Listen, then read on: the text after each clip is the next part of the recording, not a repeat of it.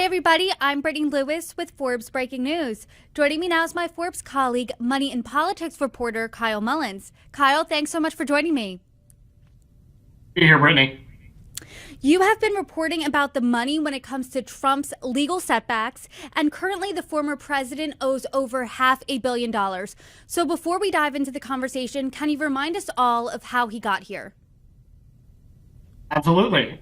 So as we've talked about before, we're really talking about two big legal matters that have ensnared Donald Trump here. The first is the case of Eugene Carroll, a writer who sued Donald Trump for sexual abuse and defamation. He was found responsible by a jury, and those total about $88 million in verdicts against him.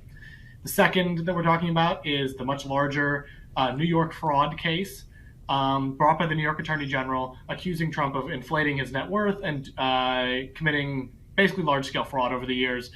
He was, again, found responsible in that case last year and was fined about $350 million for him personally, plus about $100 million in interest, and that number is growing every day. So as we sit here right now, the former president does owe over $500 million. So can you remind us how much of his fortune is liquid? Forbes estimates that he has about $400 million of liquid assets right now. That's out of a net worth estimate as of last September of about $2.6 billion. And I want to talk about some good news, bad news for the former president coming out of an appeals court ruling on Wednesday. The appeals court ruled that he can borrow from New York banks now, but he does still owe the hundreds of millions of dollars.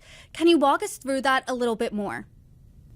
Absolutely. So this really was a mixed bag of a ruling for the Trump and his lawyers. On the one hand, they did successfully get part of the judgment that was restricting Trump and his sons from leading their network of companies. They did get that part of the judgment lifted, and they also got the part of the judgment lifted that restricted him from borrowing from New York banks. So that does theoretically widen the net of potential lenders he could go to try to raise the cash that he needs. Unfortunately, unfortunately for them, they did not get the part of the judgment that actually levied this roughly $450 million in legal fees or legal fines. They did not get that lifted. And so they are still scrambling in the next couple of weeks to come up with that cash.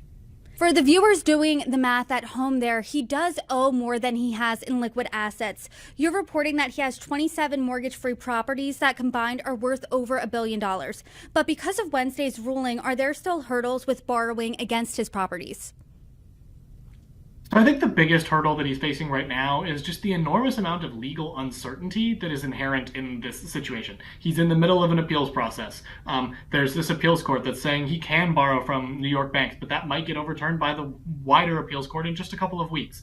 We don't know what this is going to look like. And frankly, I think there are a lot of lenders around the country who are looking at this and who he might be trying to go to and say, hey, can you give me a loan against this property or that property? And the lenders are looking at all this and saying, we don't want to step anywhere close to this situation. Whether they're in New York or they're out of New York, this is kind of a legal morass that no one really wants to step in.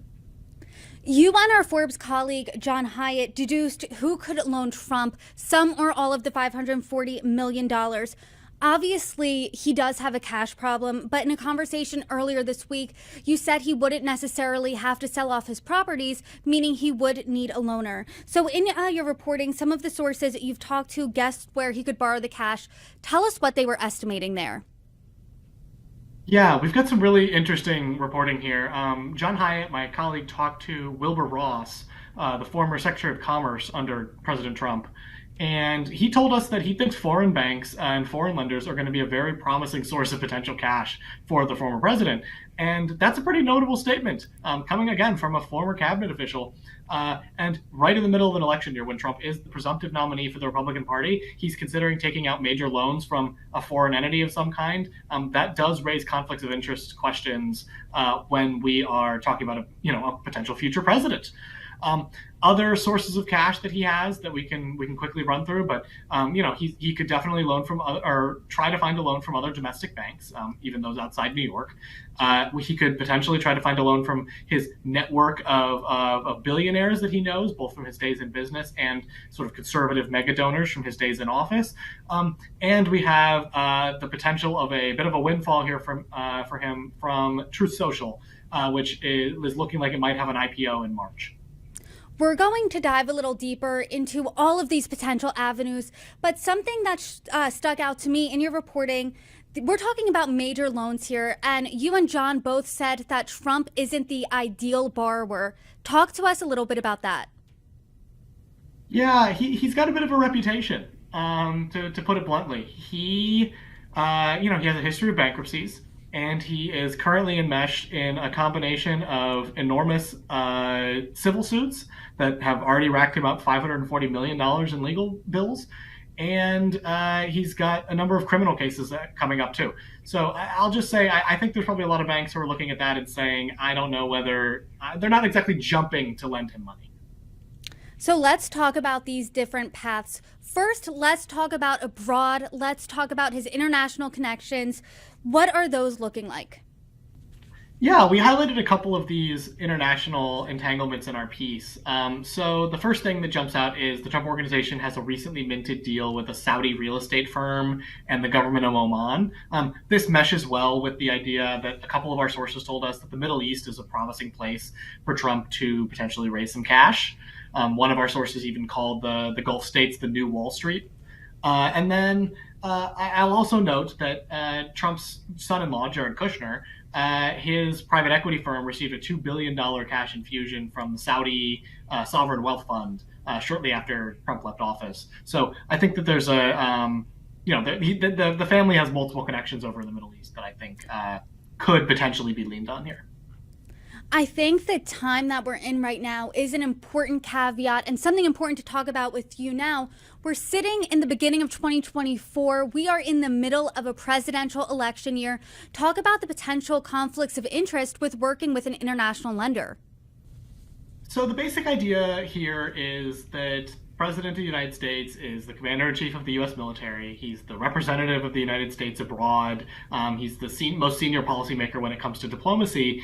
And if the president of the United States also happens to have financial entanglements of one form or another in other countries, you get into some questionable situations. Are those other countries able to use those financial entanglements as potential leverage over the president in various diplomatic negotiations? You don't really know what that could look like. It's more a question of avoiding those conflicts whenever possible. Tends to be what ethics experts encourage. So now let's set our sights domestically. And in light of Wednesday's ruling, can all U.S. banks technically lend to Trump now? Yes, as of right now, there are no restrictions on which banks can lend to Trump. With that said, I just want to emphasize again the uncertainty that is inherent in all of this. And I think a lot of banks this isn't a legal restriction, it's more of an environmental restriction of some kind, basically saying we don't know whether we want to get involved in this whole situation. Now we could turn to Trump's perhaps rich acquaintances, GOP mega donors that could potentially loan him the money. Who are they? So Forbes reached out to more than 10 billionaires that we know have various ties with Donald Trump. None were willing to comment on their potential plans on whether or not they'd be willing to lend him the money. A couple that we highlighted in our piece as potential folks he could work with. You have Phil Ruffin, his business partner in Las Vegas and a close friend of Trump. Trump was actually his best man at his wedding. These guys own Trump's property in Las Vegas together. They have a 50% co-ownership there. So he's somebody who could definitely, potentially step in, help Trump out to the tune of a couple tens of millions of dollars. You got Andy Beal, who's a longtime GOP mega donor, somebody who has also worked with Trump in various capacities. He's a banking billionaire, so he has access to these banks. Maybe one of those banks could, again, extend Trump the credit that he needs. And a third that we noted is Kenny Trout, who, again, another big donor to Trump's presidential campaigns and is also an investor in Truth Social. Speaking of Truth Social, let's pivot to a different route, and that is the president's social media platform, Truth Social. Could he squeeze any cash out of that? So, yeah, this is a potential windfall for Trump if the IPO that I think is currently scheduled for March, if it goes well, that could potentially help him boost his net worth and boost his assets quite considerably, which in turn could improve his financial situation and make him a more attractive person to lend money to.